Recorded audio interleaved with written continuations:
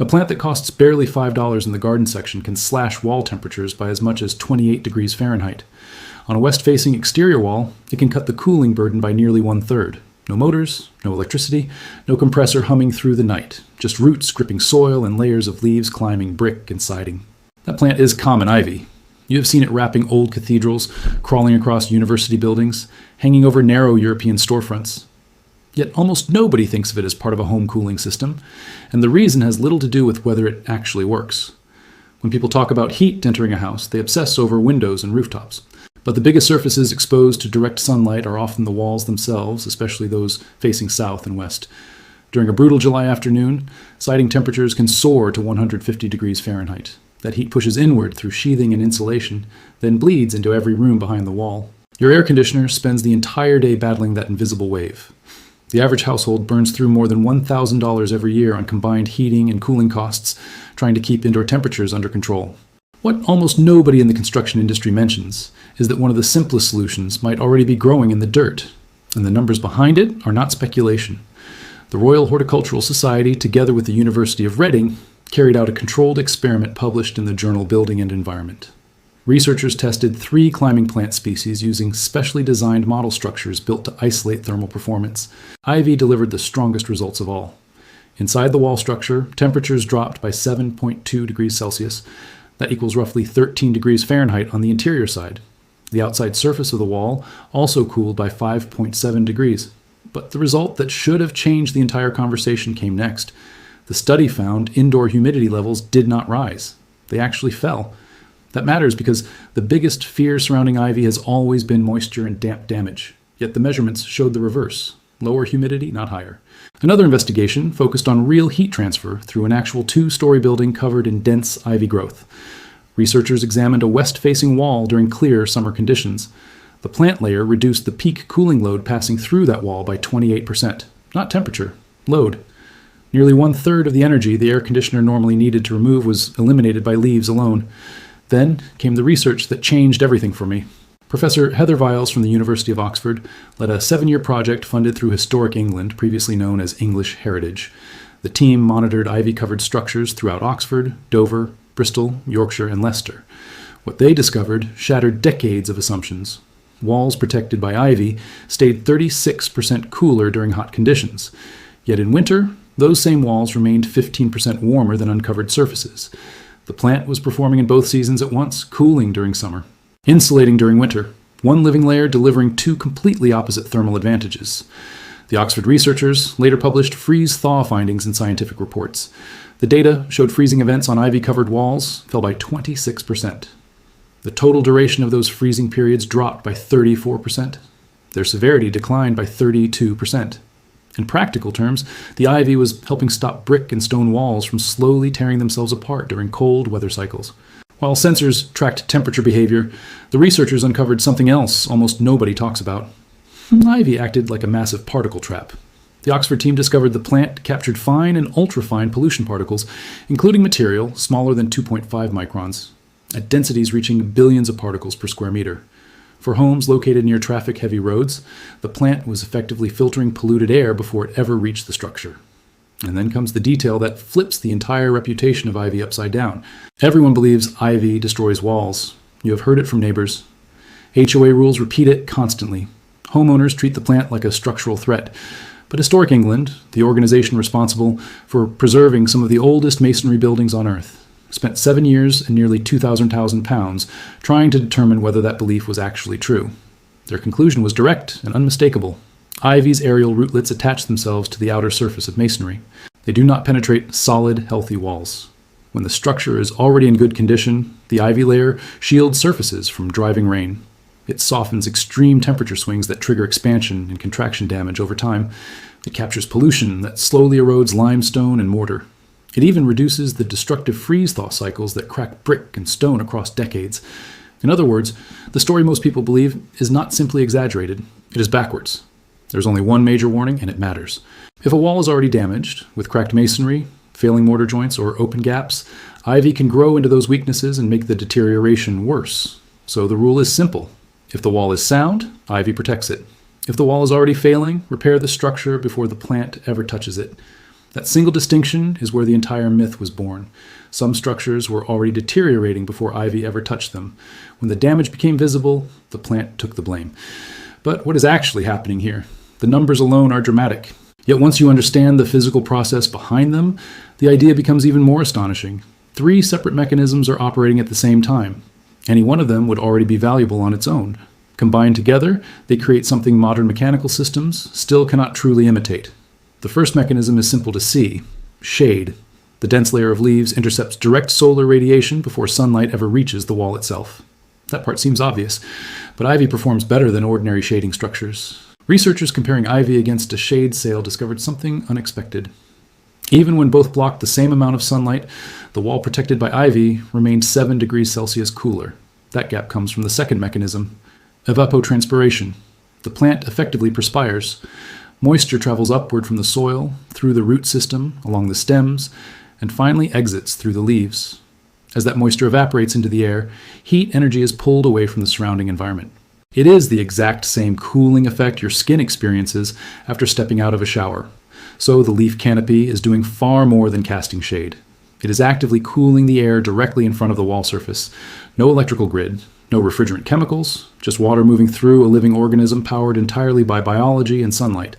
Then comes the third mechanism: still air. Between the backside of the ivy leaves and the exterior wall sits a trapped pocket of motionless air. And still air happens to be one of the most effective insulating barriers in existence. That principle is already used everywhere in modern construction. It is the reason double-pane windows reduce heat transfer. It is the same physics behind the Velcro sealed curtain method. Heat now has to battle through a captured air gap instead of moving freely across the surface. Shade, evaporation, trapped air. 3 different cooling systems operating inside one $5 organism, fueled only by sunlight and water. Now compare that against the cost of replacing siding on a typical American home. An average siding replacement ranges between $10,000 and $17,000. And what does that expensive siding actually do? It does not lower wall temperatures. It does not improve summer insulation performance. It does not capture pollution from the surrounding air. It does not soften violent temperature swings, hammering the structure every afternoon. It simply absorbs solar heat and transfers that energy straight toward your living room. Then, after 20 to 30 years, it has to be replaced again. An ivy plant costs around $5. Within 2 or 3 growing seasons, it can completely cover an exterior wall. Properly maintained, it can survive for 30 years or longer. There is no operating bill attached to it, no annual service appointment, no replacement cycle demanding another massive payment. Unlike conventional siding, the plant actively lowers the thermal burden entering the house. During summer, it can reduce wall-related cooling load by nearly 1/3. During winter, it works in reverse and helps insulate the structure. For a household spending $1,300 annually on heating and cooling, that translates into hundreds of dollars saved year after year throughout the lifespan of the plant. $5 versus $15,000. One option cools the wall. The other one turns the wall into a heat collector. So why are south-facing walls across America not already covered in something this effective and this cheap? The answer is not suppression. Nobody launched a campaign against ivy. The plant simply does not fit into the economics of the industry. There's no major brand attached to it, no massive profit margin, no recurring maintenance contract, no expensive replacement schedule. It sits quietly in the garden aisle at Home Depot only a few feet away from displays advertising $12,000 worth of James Hardie fiber cement siding. Yet almost nobody mentally connects those 2 products together. Then there is the homeowner association factor. Across the United States, countless homeowner associations prohibit climbing plants altogether. The justification is nearly always the same: fear of wall damage, the exact claim modern research keeps disproving. In practice, many HOA rulebooks effectively require homeowners to leave the largest sun-exposed wall on the property completely bare and fully exposed to solar radiation. Then residents are expected to spend money every month operating machines that remove the heat entering through that surface. The pattern should sound familiar. It mirrors the same HOA policies that ban reflective white roofs, while demanding darker earth tone colors that absorb even more heat into the structure. There is also the invasive species issue. And unlike the myths surrounding wall damage, this concern is legitimate. Oregon prohibited the sale of English ivy in 2010. Washington followed in 2025. Throughout the Pacific Northwest, English ivy can escape residential yards and spread aggressively through forests. It climbs native trees, blocks sunlight from reaching the understory, and in only a few years can devastate entire sections of local ecosystems. That ecological threat is absolutely real in that region. But ironically, the very trait that makes ivy dangerous inside forests is exactly what makes it so effective on exterior walls. It grows aggressively. It spreads quickly. It survives almost anything. With simple maintenance once or twice each year, the plant stays controlled exactly where it was placed. And inside the Pacific Northwest, alternatives already exist. Virginia creeper and Boston ivy can be used instead. Problem solved. Across most of the country, where English ivy is absent from noxious weed registries, the plant remains fully legal, widely available, and almost completely overlooked. Now, imagine this.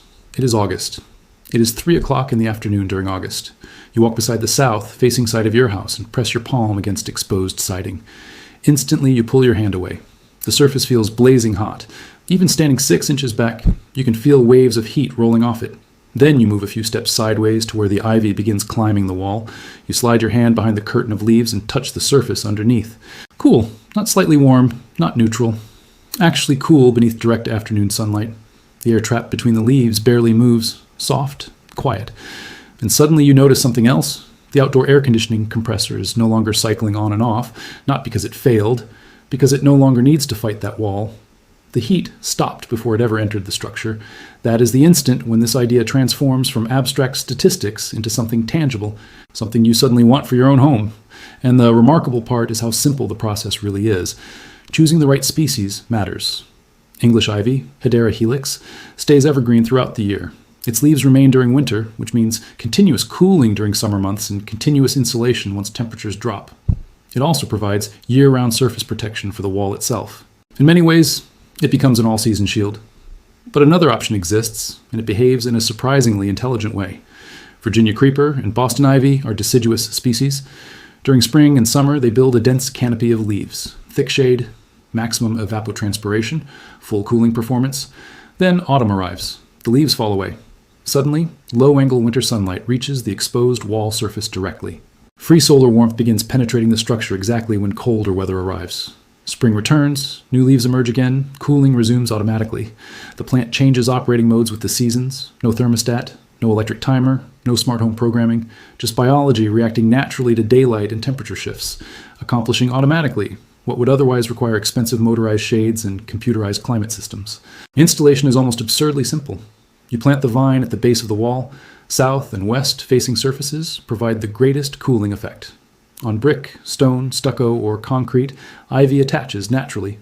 Tiny aerial rootlets grip the surface and climb upward without assistance. No support cables, no elaborate framework, no complicated setup. You dig the hole, place the plant, add water, then walk away. Wood and vinyl siding require one extra step.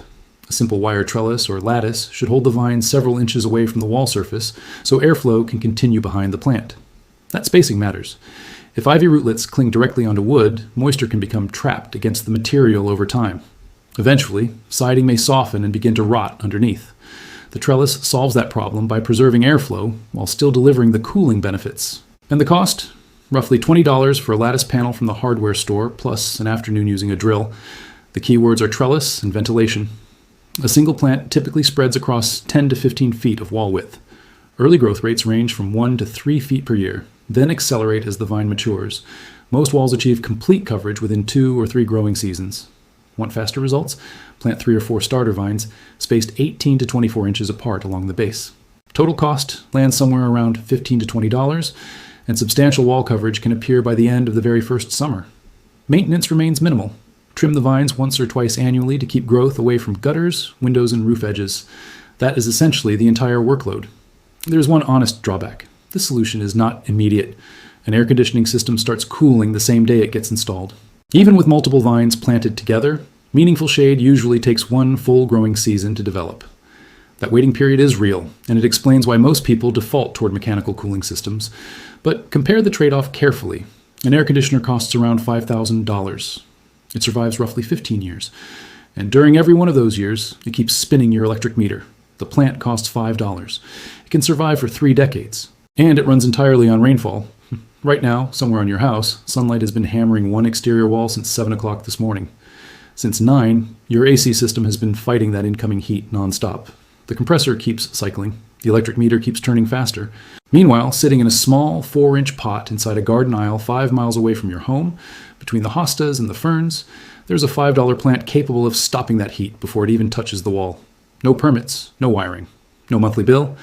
The Romans covered their villas with it centuries ago. Buildings at Oxford have worn it across their walls for generations. Historic England spent 7 years proving the plant protects the very structures people accuse it of destroying.